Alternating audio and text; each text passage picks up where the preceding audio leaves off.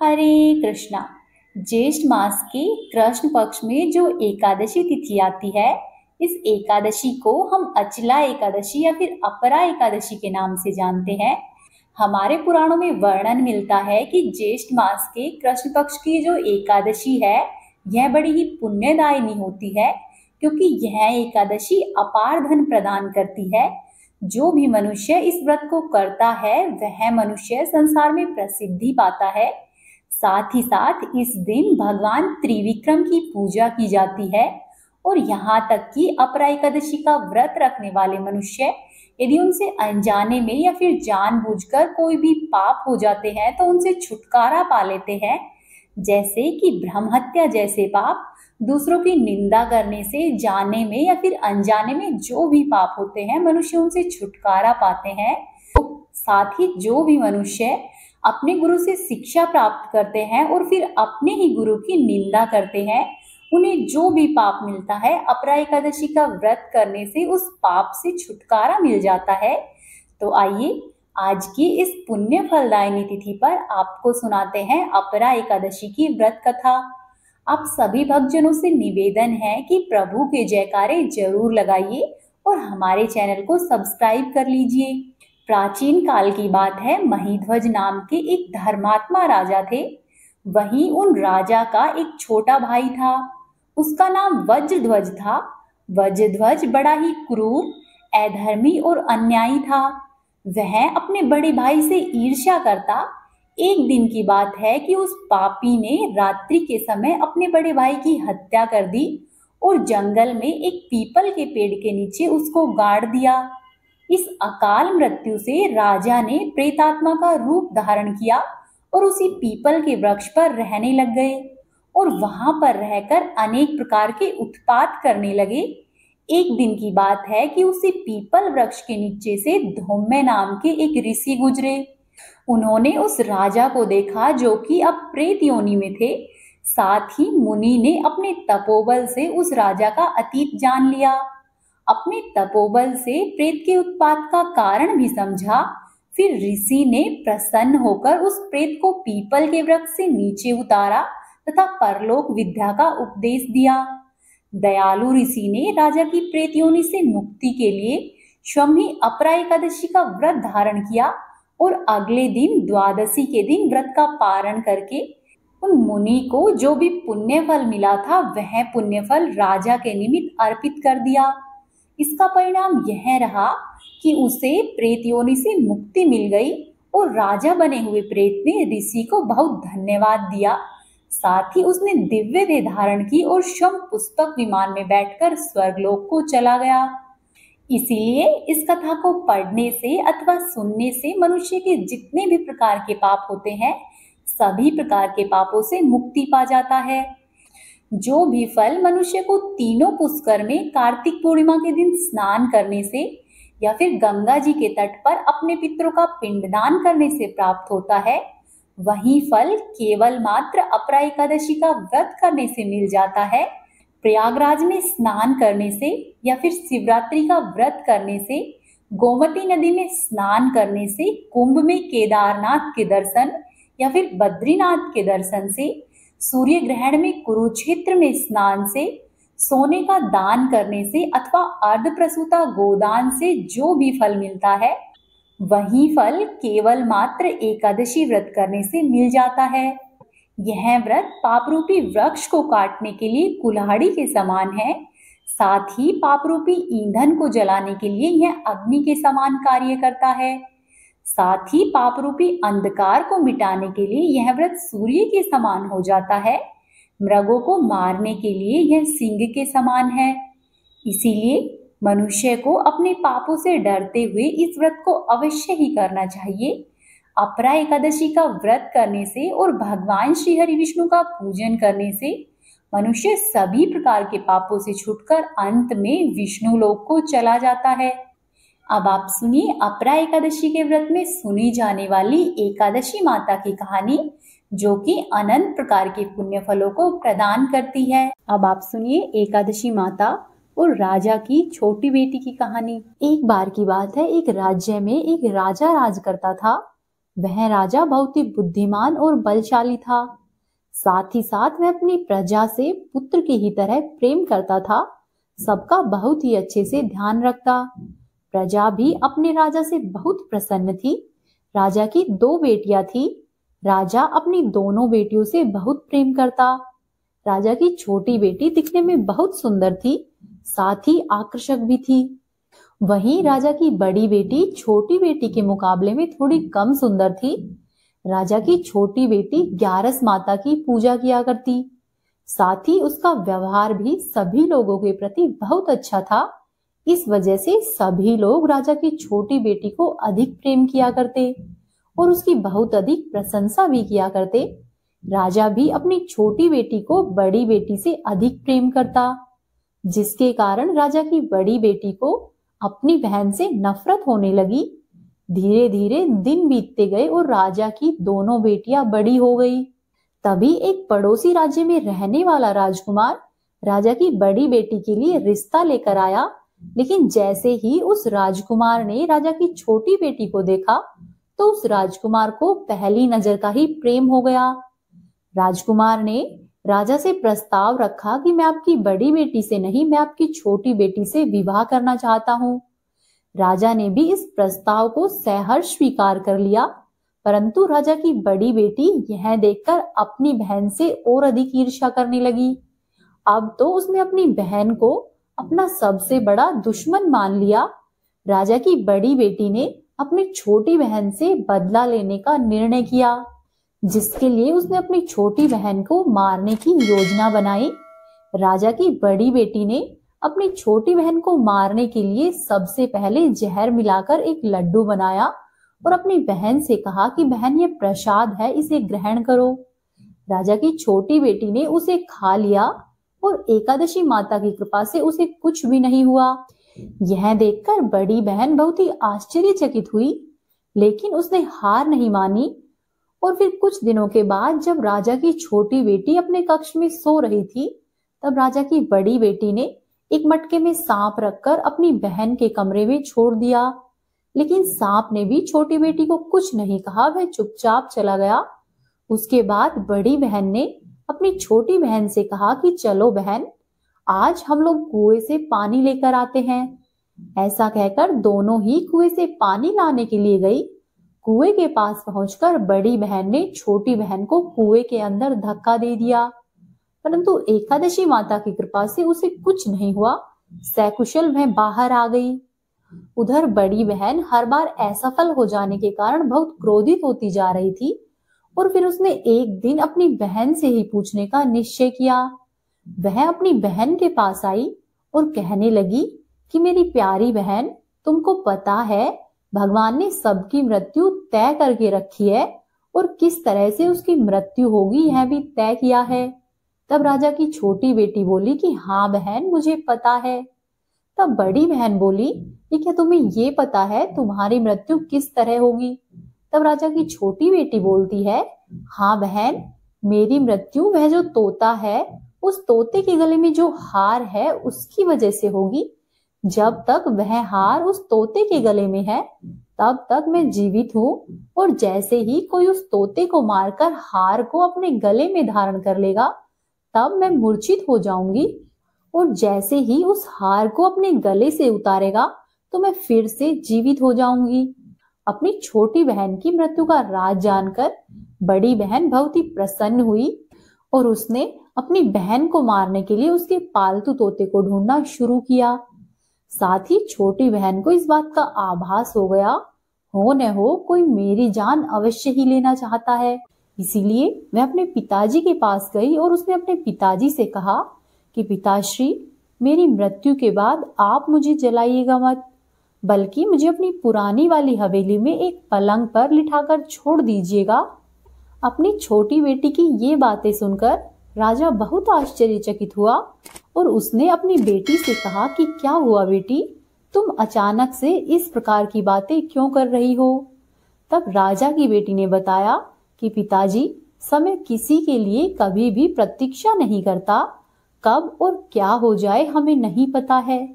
और फिर राजा ने अपनी बेटी से कहा कि ठीक है, 2-3 दिन में तुम्हारा विवाह है और इस समय तुम ऐसी बातें मत करो। लेकिन छोटी बेटी ने अपने पिताजी को मजबूर करके उससे वचन ले लिया।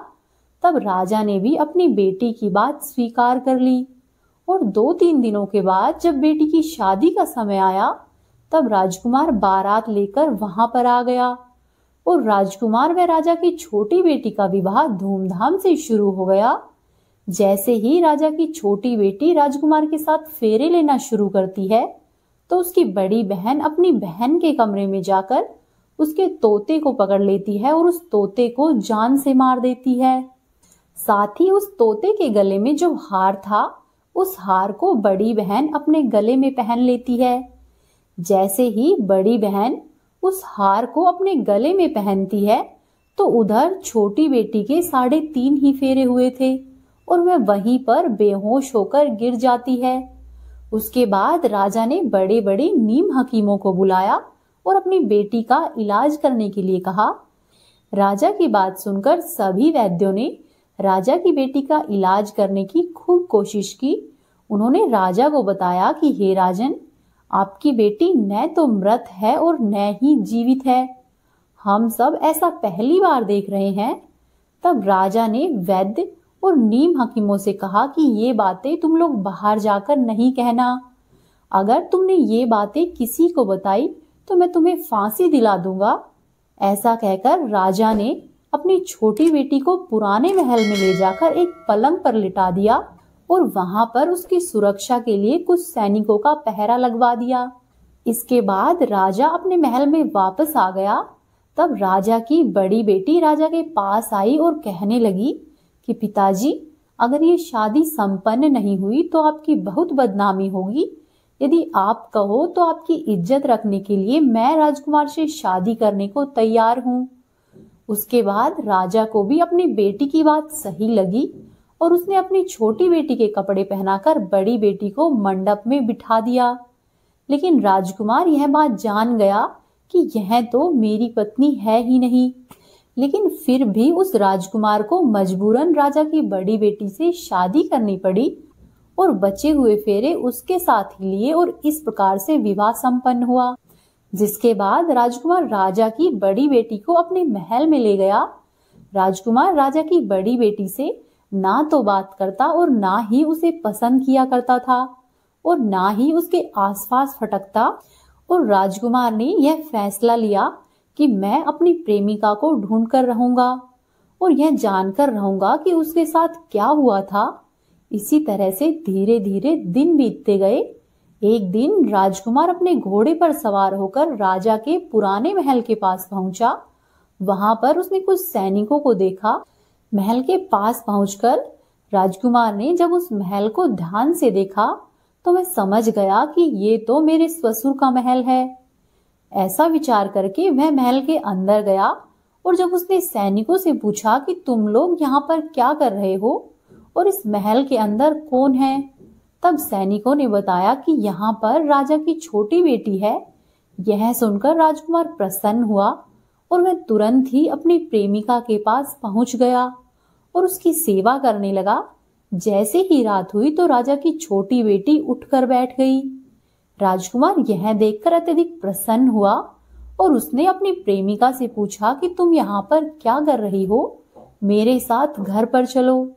तब राजा की छोटी बेटी ने राजकुमार से सारी बातें कह सुनाई और कहा कि मेरी जान एक तोते में बसी थी और मैंने यह बात सिर्फ और सिर्फ अपनी बड़ी बहन को बताई थी। हो न हो मेरी बहन ने ही मुझे मारने का प्रयास किया है। उसके पास एक हार है जिसको वह सुबह होते ही पहन लेती है और रात को सोते समय उतार देती है। जब तक मैं हार को पहनकर रखती है तब तक मैं मूर्छित रहती हूँ और जैसे ही मैं हार को उतार देती है तो मैं फिर से जीवित हो जाती हूँ। और जब तक मेरी बहन के पास वह हार है तब तक मैं ऐसे ही जीवित और मूर्छित होती रहूंगी। यदि मेरी बड़ी बहन के पास जो हार है वह हार मेरे हाथ लग जाए तो मैं हमेशा के लिए ही जीवित हो जाऊंगी। राजकुमार ने ये सब सुना और उसने निर्णय किया कि अब से मैं यहीं पर अपनी प्रेमिका के पास रहूंगा और फिर उसने अपने बचे हुए फेरे वहीं पर राजा की बेटी के साथ लिए और इस प्रकार से अपना विवाह संपन्न किया। साथ ही अब वह राजा की छोटी बेटी के साथ राजा के पुराने महल में रहने लग गए। देखते ही देखते कुछ ही समय में राजा की छोटी बेटी और राजकुमार की पत्नी पेट से हो गई। एक दिन राजकुमार को किसी काम से बाहर जाना पड़ा। तब छोटी बहन के पेट में बहुत तेज दर्द होने लगा, जिसके बाद उसने ग्यारस माता को याद किया और ग्यारस माता वहां पर प्रकट हुई और अपने भक्तों के दुख दर्द को दूर किया।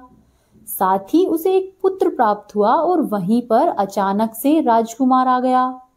राजकुमार ने जब ग्यारस माता को देखा तो वह आश्चर्यचकित रह गया और उसने तुरंत ही माता को प्रणाम किया। तब ग्यारस माता ने राजकुमार से कहा कि जब तुम्हारा पुत्र 5 वर्ष का हो जाए तो तुम अपनी पत्नी का हार लेकर आना और इसके गले में डाल देना। देखते ही देखते दिन बीतते गए और अब राजा की छोटी बेटी और उस राजकुमार का पुत्र 5 वर्ष का हो गया। तो राजकुमार अपने बेटे से कहता है कि बेटा, मैं कुछ काम से बाहर जा रहा हूँ, तुम अपनी माता का अच्छे से ध्यान रखना। ऐसा कहकर वह वहां से चला जाता है और उस राजकुमार को वहां से बाहर निकलता हुआ बड़ी बहन के कुछ सैनिक देख लेते हैं और जाकर बड़ी बहन को सारी बातें बता देते हैं। जिसके बाद बड़ी बहन अपनी छोटी बहन के पुत्र को वहां से उठवा लेती है। वह अपनी छोटी बहन के पुत्र के 2 टुकड़े करवाती है। पहला टुकड़ा चक्की के पास छुपा देती है और दूसरा टुकड़ा अपने पलंग के नीचे रखती है। अब ग्यारस माता भिखारी का रूप लेकर उसके पास आती है। एक भिखारी का रूप रखकर बड़ी बहन के पास ग्यारस माता आकर भिक्षा मांगने लगती है। तब बड़ी बहन अपने नौकरों से कहती है कि जाओ और जाकर भिक्षा दे दो। जैसे ही नौकर ग्यारस माता को भिक्षा देने के लिए आते हैं तो माता रानी उनसे भिक्षा लेने से मना कर देती है और कहती है कि मैं तो तुम्हारी महारानी के हाथों से ही भिक्षा लूंगी। इसके बाद बड़ी बहन स्वयं भिक्षा देने के लिए बाहर आती है।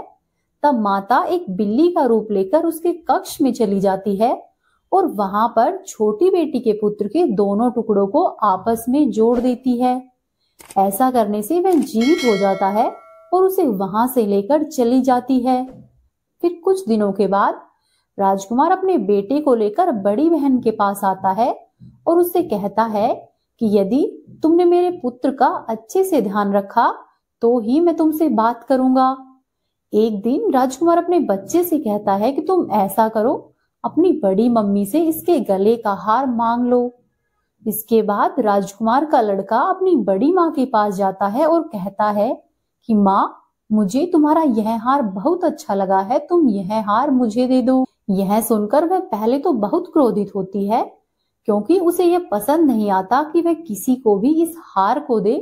पर फिर वह सोचती है कि राजकुमार ने कहा है कि यदि मैं इस बच्चे का अच्छे से ध्यान रखूंगी तो वह मुझसे बातें करेगा। यह बच्चा ही तो है, हार से क्या करेगा, खेलकर मुझे वापस दे देगा। ऐसा सोचकर उसने उस हार को उतारकर बच्चे से दे दिया। बच्चा तुरंत ही उस हार को लाता है और अपने पिताजी को दे देता है और तभी राजकुमार अपने बेटे को लेकर वहां से जाने लगता है। साथ ही बड़ी बहन से कहता है कि तुम हमारे लिए खाना बनाकर रखना, मैं शाम को आकर तुम्हारे साथ खाना खाऊंगा। ऐसा कहकर मैं अपने बेटे और हार को लेकर छोटी बहन के पास जाता है। जब वह राजा की छोटी बेटी के पास पहुंचता है तो उससे हार पहना देता है। साथ ही अब वह हमेशा के लिए ठीक हो जाती है। फिर वह राजकुमार और राजा की छोटी बेटी राजा के पास जाते हैं और उससे सारी बातें कह सुनाते हैं। यह सुनकर राजा अपनी बड़ी बेटी की करतूतों से बहुत क्रोधित होता है। साथ ही अपनी परवरिश को भी दोष देने लगता है और राजकुमार को आदेश देता है कि अब से तुम मेरी छोटी बेटी के साथ ही हमेशा के लिए रहोगे, बड़ी बेटी से तुम्हारा कोई वास्ता नहीं होगा। ऐसा कहकर वह अपनी छोटी बेटी को राजकुमार के साथ प्रेम पूर्वक विदा करता है। साथ ही अपनी बड़ी बेटी को घर पर बुलाकर उसे उचित दंड देता है। इस तरह से ग्यारस माता की कृपा से छोटी बेटी के जीवन में जितने भी मुश्किलें आई, सब मुश्किलें ग्यारस माता की कृपा से दूर होती गई। हे ग्यारस माता, जैसे आप राजा की छोटी बेटी पर प्रसन्न रही है, वैसे ही हम सभी पर रहना। इस कहानी को कहने वाले, सुनने वाले और होकारा भरने वाले सब पर अपनी दया दृष्टि बनाकर रखना, सबका भला करना। बोलो ग्यारस माता की जय, तुलसी माता की जय, श्री हरि विष्णु भगवान की जय।